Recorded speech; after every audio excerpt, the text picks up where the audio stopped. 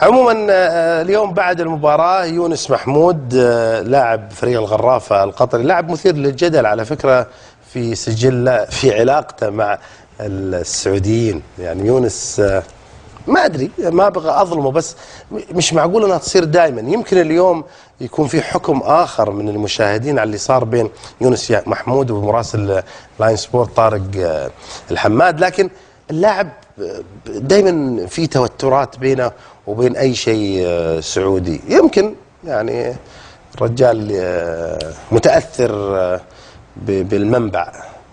نشوف يونس محمود وش قال طارق الحماد وش صار، وانتم الحكم لكم. خلنا نشوف. ما ضارت؟ والله ما ادري، يمكن كنت مختبي. وين كنت يعني مو بالمباراة؟ انا بالنسبة لي ما كنت في المباراة. كنت تشوف انت؟ انا ما كنت اشوفك في المباراة. اخاف داير الكاميرا بس شوف نفسك. تابع المباراة وعود. كابتن لماذا فريق الغرافة يعني حتى هذه اللحظة لم يستطيع ان لك انت هي فرصة وحيدة فقط. خلاص المهم جت فرصة، يعني موجود بالمباراة، ليش تقول ما موجود؟ طيب انتم جايين عشان تفوزون كابتن، فرصة واحدة بس في المباراة؟ ايه بس واحدة؟ لا يعني استخدمنا كرات، يعني لعبنا منا ومنا. تعرف انت الفريق الان ناقص تقريبا 4 لاعبين 5 يعني، وانت تلعب مع فريق الهلال، فريق كبير وجي قدام جماهيره وكامل نجومه. نقول قدمنا عليه. احنا بالبدايه ما ردنا انه يجي علينا جول، وصحيح سيطرنا على المباراه، لكن ضد الشوط الثاني من البدايه صار اول 3 دقائق صار هدف علينا شويه. قمنا اندفعنا، ما حصلنا ذيك الفرص اللي لعبناها. يمكن هاي الطريقه اللي لعب بها المدرب، ويعني يمكن ما جتنا فرص نقدر نقول فرص 100%، ما عدا يمكن الفرصه الشوط الاول. الباقي الفرص يعني كانت تصير، لكن تعرف الخطوط شويه مبتعده، يعني المهاجم كنت وحدي. لكن هاي كره القدم، نقول مبروك للهلال وهارد لك فريقي. الفريق اللي يبغى يفوز كابتن وياخذ التاهل، بطاقه التاهل، يعني تتفق معي انه ما يمكن يلعب بهذه الطريقه بمهاجم واحد؟ انت مو لما انت بدنا نحكي حسابيا، انت جاي تهججنا. الله يخليك على انت ليش ما تتقبل كابتن؟ يا قناة انت ليش ما تتقبل كابتن؟ انا اسالك سؤال، انت ليش هذه اسمها لاين سبورت، انت ليش ما تتقبل كابتن؟ هذه من السعوديه، انت ليش ما تتقبل كابتن؟ لحظه، انت ليش ما تتقبل؟ عيب عليك يا كابتن، عيب انك ما لا عيب انك ما تتقبل، هذا اعلام يا كابتن.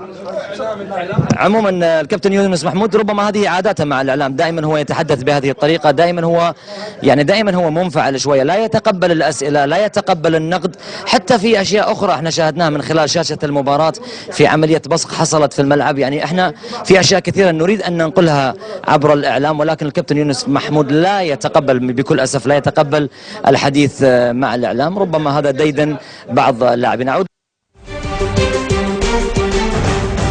عادل رأيك؟ لا يا طارق، الرجل متعزم من كل شيء أخضر، أي شيء أخضر سواء مع المنتخب مع ناديه.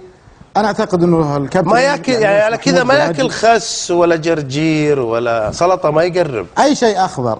أي شيء أخضر، أنت عارف المنبع له تأثيره أحيانا. لكن أقول لك أنه بس وين في المنبع؟ يعني هو السؤال وين في المنبع؟ شمال جنوب؟ عاد روح دور وين في وسط، ما ظنيت يعني يمكننا في الجنوب. عموما لا في الجنوب. لكن خليني اقول لك على امر مهم جدا. انا ما يعني انا لو كنت مثلا لي في مسؤول عن ناشئين وشباب، لن اقدم هذا النموذج كنموذج نجم محترف يقدم على انه يتعامل مع الاعلام. عيب عليك يا كابتن يونس. احنا مررناها لك على فكره امام المنتخب السعودي، كان في مباراه وديه قبل اسيا، يا رجل قاعد يضرب اللاعبين كلهم، يعني ما باقي ينط عند الجمهور يقعد يطاق معاهم. والان بصق في الملعب، تعامل لا مبالاه، ما هو مكترث حتى للنتيجه. ما ادري، بس انا اقول انه اطلاقا يعني يونس محمود ليس النجم الذي فعلا يحتذى به. واعتقد ان الصدفه التي قادته يوم من الايام ان يحقق كاس اسيا قد توقفت هناك يا ابو بدر. يعني عموما هو ما شاء الله عليه، كل ما يجي ياخذ على راسه يعني عندنا ما شاء الله، يعني هذا جيد. ابو فهد تعليق سريع كذا قبل ما يبغى له هدوء. يونس محمود انفعل على الحكم، بصق على الحكم، عمل حركه بيده حنشوفها في الحالات التحكيميه. بس طارق ما حمى معاه شوي بصراحه. لا هو تكلم معاه في البدايه، جاوب. هو السؤال الاول بس هو شال له السؤال الاول وجاوب ومشي معاه كويس. لا ابو بدر استفسار هو بنهايه الامر. لا ما في شك، بس السؤال الاول هو استفزه يعني بكلمه واحده جيبه ويبغى يردها لطارق، يبغى يرد. قام طارق ساله سؤال عادي، راح رد له الاولانيه. هو كان يفكر طالما انك تعرف نفسك انك مستفز وانت خسران بكل سهوله اعتذر عن اللقاء، اعتذر. كل سؤال ممكن يقول انا اسف لا تعليق. لو تطرح علي 4000 سؤال ممكن اقول لك لا تعليق لا تعليق لا تعليق لا تعليق، ما في مشكله ترى. لا بس هو طارق الله يهديه ضيق صدره. طارق ضيق صدره. طارق الحماد هو المخطئ لانه قال لاين سبورت السعوديه، فاذا ذكر الاخضر قال السعوديه مشكله شوي. هو سيب تركوا عنده اشكاليه، تركوا بعد ما قال له السعوديه. لاين سبورت سعوديه. طيب. الحاله الاخيره كانت دقيقه 75. لاحظ يونس محمود الان هناك امام الحكم المساعد الثاني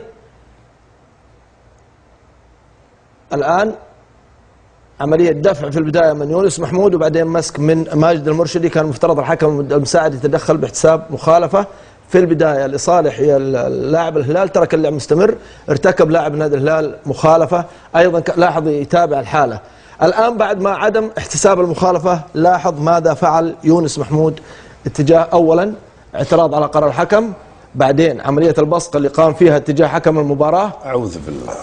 عملية بصق سلوك مشين من لاعب دولي محترف، هذه الطريقة خاطئة. مفترض لا يكون هؤلاء اللاعبين النجوم، يجب أن يكونوا قدوة في الملاعب. لاحظ الآن الحركة الأخرى، يعني عمال يشاير الحكم أنه لازم أنه يلبس نظارة أو يفتح عيونه، فهذه طريقة غير مقبولة من لاعب دولي. عملية البصق أتمنى من مراقب المباراة ومسؤول المباراة في الاتحاد الآسيوي أنه هذا اللعب النظيف يكون متوفر فيها، لكن مثل هذه الأشياء مفترض غير موجودة في الملاعب الآسيوية. طيب عموما ابو غيده عادل الجميل صاحبنا طلع من الوسط ترى، مو هو من الجنوب، يعني متأزم بالفطرة مع الأخضر، يعني زود الطينة بالله. ها؟ بالجينات. ايه في الجينات هذه موجودة. انا اقول لك اللي يحسب قول بس على عجالة يحسب للدفاع الهلالي، يحسب للوسط وحتى للهجوم. الهدوء حتى عندما تستفز تمسك نفسك. ماجد المرشدي تحديدا انا اول مره اشوف مهاجم ويستفز. بالعاده متابعين هم اللي يستفزون، بس المره هذه كان هادئ حتى مع اسامه حتى مع البقيه. عفارم عليك يا هلال، ولما نجي للنصر حتى يعني ما حد يقول ايش فيكم ما قلتوا النصر، اعتقد احنا جايين